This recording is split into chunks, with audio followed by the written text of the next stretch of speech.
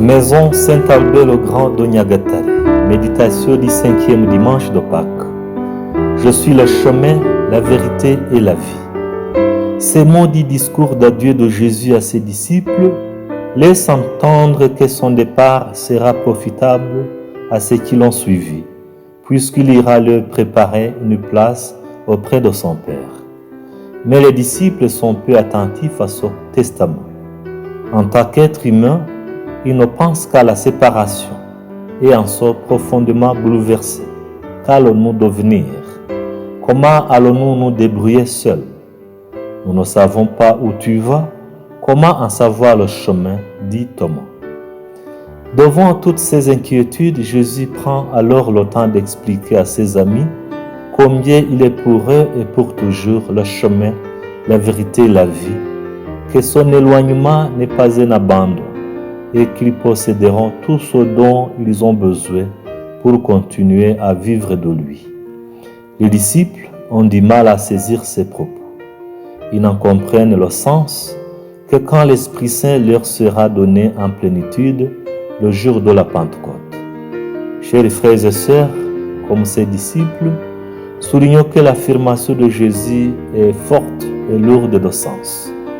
Dans la plupart de nos Bibles, les mots chemin, vérité et vie sont écrits en majuscules pour dire que Jésus est l'unique chemin qui conduit au Père, pour spécifier qu'en lui seul se trouve la plénitude de la vérité, pour proclamer que personne d'autre que lui ne peut faire vivre abondamment, éternellement.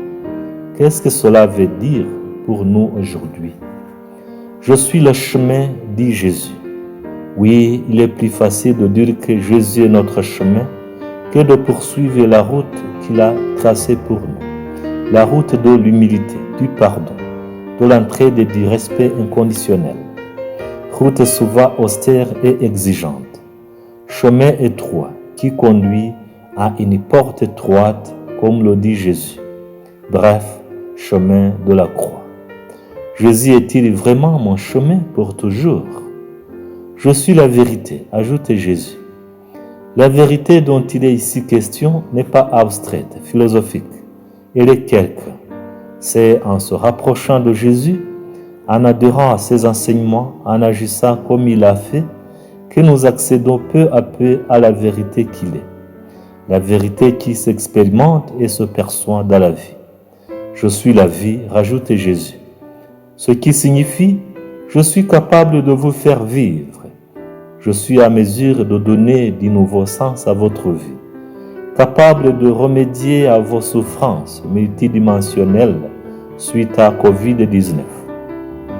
La communauté chrétienne de Jérusalem avait vite compris combien suivre le Christ chemin, vérité et vie exige de nous un sens de créativité en se choisissant les 7 diacres pour le service de la charité au sein de la communauté, comme pour appuyer l'Évangile par des œuvres concrètes de salut.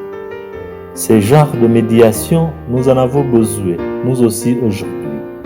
C'est pourquoi, comme l'apôtre Pierre nous y exhorte dans la 2e lecture, grâce à notre baptême, nous sommes le sacerdoce saint, la nation sainte, le peuple de Dieu capable d'accéder au Père et lui présenter l'offrande de notre vie telle qu'elle est.